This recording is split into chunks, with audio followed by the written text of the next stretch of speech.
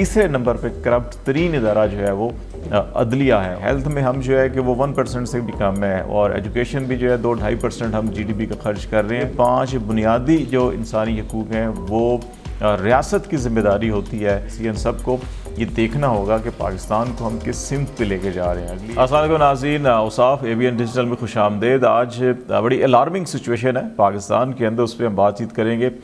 और इंसानी हकूक़ का आलमी दिन है, और इस दिन के हवाले से और ऐसे मौके के ऊपर ट्रांसपेरेंसी इंटरनेशनल की रिपोर्ट का सामने आना, जिसमें 5 बुनियादी हकूक़ जो किसी भी सिर्फ पाकिस्तान की हम बात नहीं कर रहे, दुनिया के किसी भी महज़ब माशरे में किसी भी कौम के लिए वो ज़रूरी होते हैं। इस ट्रांसपेरेंसी इंटरनेशनल की रिपोर्ट के अंदर वो 5 बुनियादी हकूक़ जो हैं और उनसे मुंसलिका जो इदारे हैं वो करप्ट तरीन 5 इदारों में तस्वर किए जा रहे हैं पाकिस्तान के अंदर। और इसमें सबसे ऊपर पुलिस है, जिसकी बुनियादी ज़िम्मेदारी अमन व अमान को यकीनी बनाना होता है और इंसाफ के साथ जुड़ा हुआ मामला होता है इसका, लेकिन वो करप्ट तरीन इदारों में पहले नंबर पर है। दूसरा मामला जो है कि वो किसी भी मुल्क में अगर तामीर और तरक्की अगर आपने देखना हो डेवलपमेंट सेक्टर को, तो उसके साथ जो है वो जितने भी कंस्ट्रक्शन काम होते हैं वो इदारे जिन मुंसलिक होते हैं उनको पाकिस्तान के अंदर ये समझा जा रहा है कि ये करप्ट तरीन इदारे हैं। तीसरे नंबर के ऊपर अदलिया, जो किसी भी माशरे में अगर इंसाफ हो रहा हो तो उस मुल्क में आप वो जंग ज़दा भी हो और जिस किस्म के मर्जी हालात हों, हंगामी हालात हों, लेकिन अगर वहाँ पर इंसाफ हो रहा हो तो कहा जाता है कि वो मुल्क उन तमाम क्राइसिस से निकल आता है। लेकिन पाकिस्तान में ये एक परसेप्शन है कि तीसरे नंबर पर करप्ट तरीन इदारा जो है वो अदलिया है। और फिर किसी भी माशी और माशरती तरक्की के लिए, माशी तरक्की के लिए जो है कि वो तालीम और सेहत बुनियादी ज़रूरतें होती हैं। ये इनके बगैर माशरे आगे नहीं बढ़ सकते। दुनिया भर के अंदर इनके ऊपर फोकस किया जाता है, लेकिन बदकिस्मती से पाकिस्तान में इन दोनों के ऊपर एक तो हमारा जो बजट है उसका हम बहुत कम खर्च करते हैं। हेल्थ में हम जो है कि वो 1% से भी कम है, और एजुकेशन भी जो है 2-2.5% हम GDP का खर्च कर रहे हैं, लेकिन उसके बावजूद ये चौथे और 5वें नंबर पर करप्ट तरीन इदारों के अंदर शामिल हैं।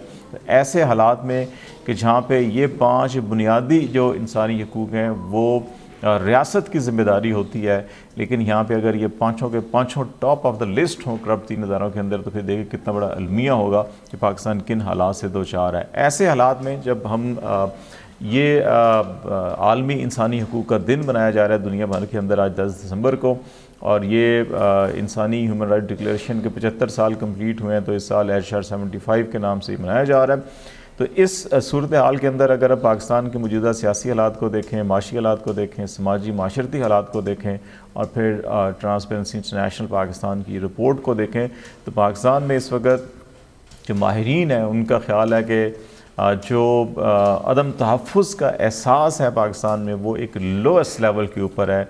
यहाँ पे बग़ैर मुकदमे के लोगों को उठाया जाता है, मुकदमात किए जाते हैं झूठे। एक मुकदमे से अगर आप बरी हो जाएँ तो आपको दूसरे से तीसरे, और ये एक तय दर तय जो है कि एक सिलसिला शुरू किया है। हज़ारों लोग पाकिस्तान में इस वक्त जो है कि कुछ मुकदमात के ख़िलाफ़, बग़ैर मुकदमात के, और कुछ जो हैं कि वो मल्टीपल मुकदमात के अंदर जो हैं वो कैद है, लेकिन उनकी जो है कि चालान अभी तक पेश नहीं हुए। तो ऐसे हालात में ये बड़ी एक तशवीशनाक और अलार्मिंग सिचुएशन है पाकिस्तान की उस तमाम इदारों के लिए। और पाकिस्तान की पार्लियामेंट इलेक्शन प्रोसेस में इस वक्त मामला चल रहे हैं।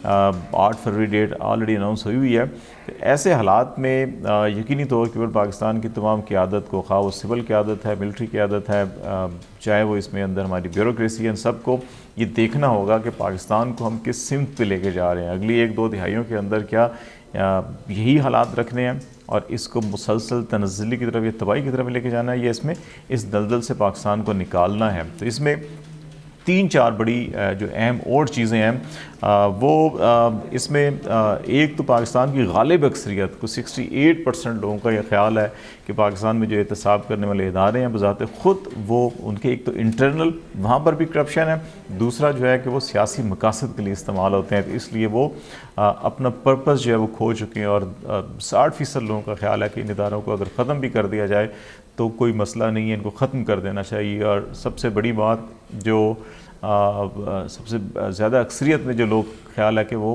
पाकिस्तान के अंदर मेरिट की कदर नहीं की जाती है। सिफारिश अकरम फरवरी की बुनियाद के ऊपर तकर्रियाँ की जाती हैं जिनकी बुनियाद में जो तकर्रियाँ होती हैं तो फिर उनका मकसद जो है वो सर्विस डिलीवरी नहीं होता, बल्कि वो ज़ाती मकासद, ज़ाती मफादात या अपने उनके बिजनेसेस जो हैं कि उनको प्रोटेक्शन देना होता है, तो इसलिए करप्शन जो है बढ़ रही है।